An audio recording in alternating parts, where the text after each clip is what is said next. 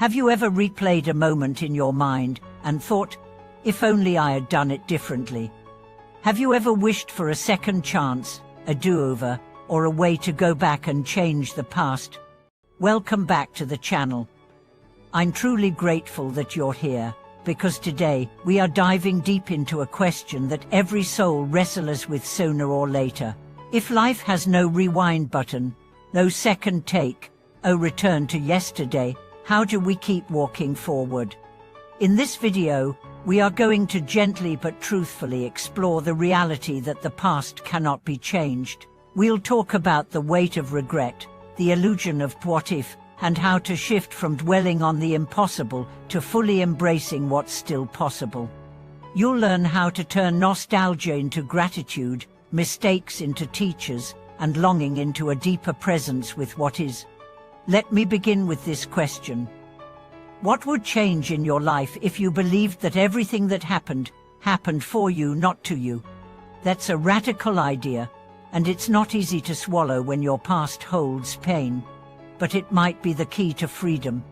Let's begin by facing this simple truth: the past cannot be undone.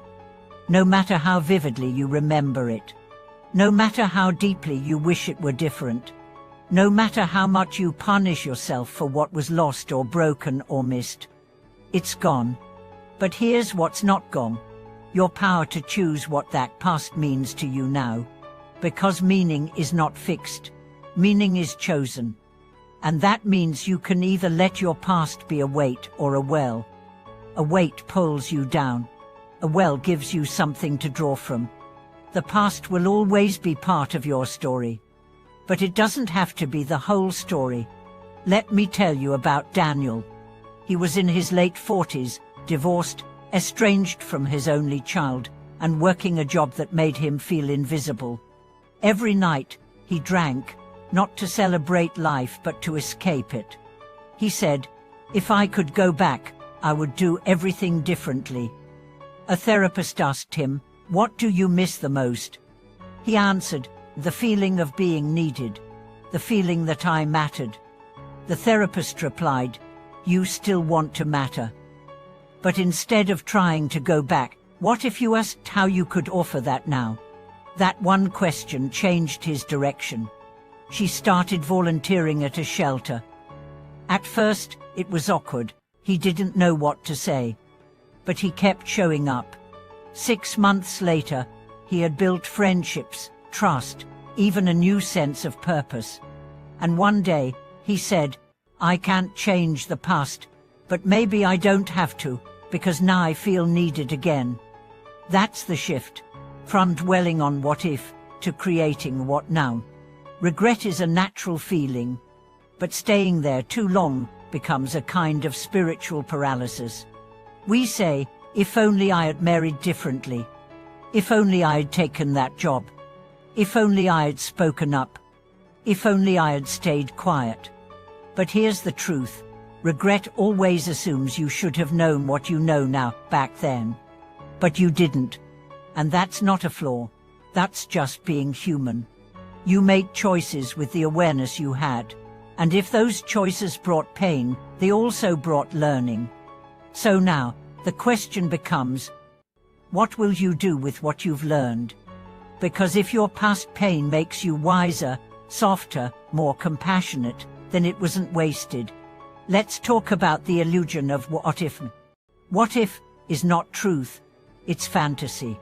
It imagines a version of life where everything went right, where you didn't fall, where no one hurt you, where you were always brave, always kind, always perfect. But that version of you doesn't exist. The real you fell. The real you hurt. The real you missed some chances. The real you didn't always do the right thing. And still the real you is enough.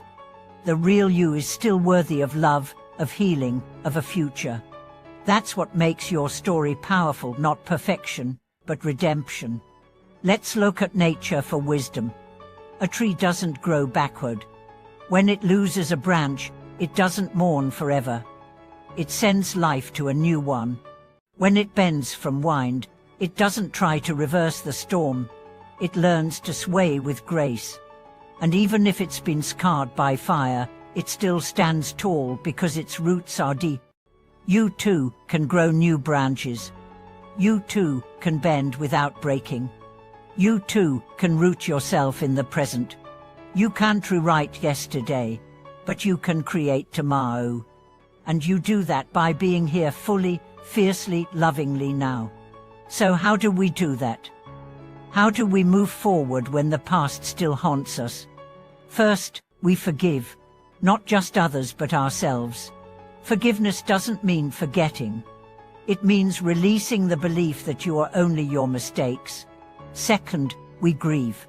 Yes, grieve what you lost. Grieve what you never got. Grieve the time that passed. But let grief open you, not close you. Grief, when met with tenderness, becomes sacred. It becomes fuel. Third, we return to the body. Because the mind wants to go back, but the body only lives in now.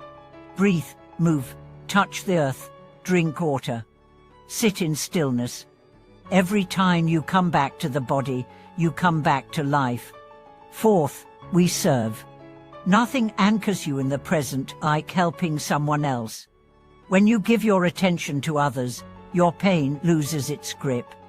When you say, "How can I be of use today?" you step out of the past and into purpose. And finally, we trust.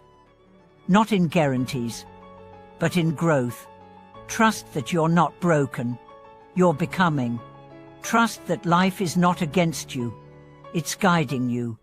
Trust that even now, especially now, there is light. Not ahead, not behind, but here, in this breath, in this choice, in this moment. Thank you for watching this video. If your heart feels heavy with the past, I hope this message brought you some peace. Please share in the comments what part of your past have you been carrying, and what are you ready to release so you can walk forward again. Don't forget to like, subscribe, and share this with someone who's still living in yesterday. Let's walk into tomorrow together, with open hearts. See you in the next video.